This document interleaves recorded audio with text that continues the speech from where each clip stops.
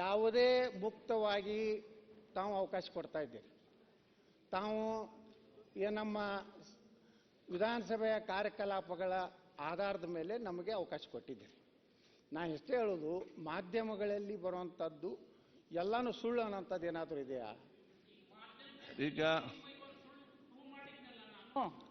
ಆ ರೈಲ್ವೆನಲ್ಲಿ ಹೋಗ್ತಾ ಗೋವಾಕ್ಕೆ ಹೋಗಿರ್ತಕ್ಕಂಥ ತಾಯಿ ಮಕ್ಕಳ ಇಶ್ಯೂ ಪ್ರಜಾವಾಣಿ ವಿಜಯವಾಣಿಯಲ್ಲಿ ಬಂದಿದ್ದು ಇದೇ ಹೌಸ್ನಲ್ಲಿ ಪ್ರೂಫ್ ಮಾಡಿದ್ವಲ್ಲ.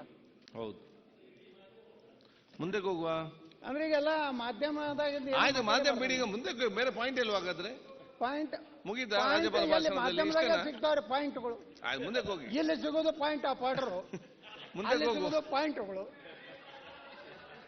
ಅದನ್ನು ಜಾಯಿಂಟ್ ಆಗಿ ನಾವು ಇಲ್ಲಿ ಮಾತಾಡಬೇಕು. ಇದನ್ನೆಲ್ಲ ನಾವು ಕೇಳಬೇಕು. ಅಧ್ಯಕ್ಷರೇ, ಮುಂದೆ ಹೋಗುವ. ತಾವು ನಮ್ಮ ಯಾಕಂದ್ರೆ ವಿರೋಧ ಪಕ್ಷದವ್ರು ನಾವು, ಅವರೆಲ್ಲ ಪ್ರಭಾವಿ ಸಚಿವರು ಇದ್ದಾರೆ. ಅವ್ರ ಮೈ ಮ್ಯಾಗ ಬಿದ್ದರೆ ನಾವು ಅವ್ರನ್ನ ಇದು ಮಾಡ್ಕೊಟ್ಟು ನೀವು ಒಂದೇ ಜಿಲ್ಲೆಯವರು, ಆತ್ಮೀಯರು. ನಾವೆಲ್ಲ ಬಡ ಶಾಸಕರಿದ್ದೀವಿ ಅಧ್ಯಕ್ಷರೇ. ಅದಕ್ಕೆ ನಾವು ರಕ್ಷಣೆಗೆ ಮೇಲಿಂದ ಮೇಲೆ ಬರಲಿ ಅಂತ ವಿನಂತಿ ಮಾಡಿಕೊಂಡು